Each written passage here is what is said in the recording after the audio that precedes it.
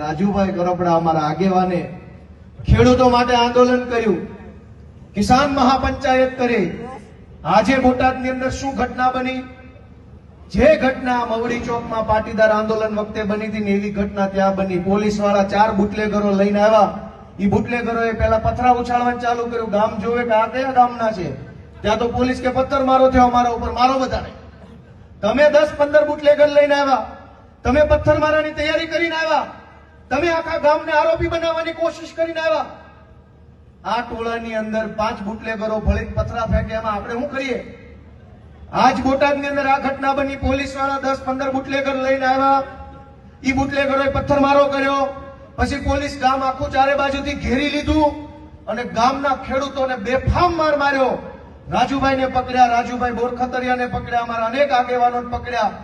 પોલીસના માણસોએ પોલીસની ગાડી ઊંધી નગાવીને હળગાવી દીધી.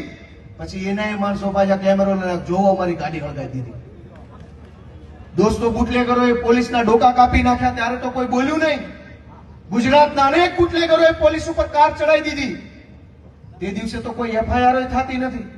પણ એક નિર્દોષ માણસ આંદોલન કરવા નીકળે, પોતાનો હક માંગવા નીકળે એટલે ભાજપ વાળા તરત પોલીસ મોકલે છે.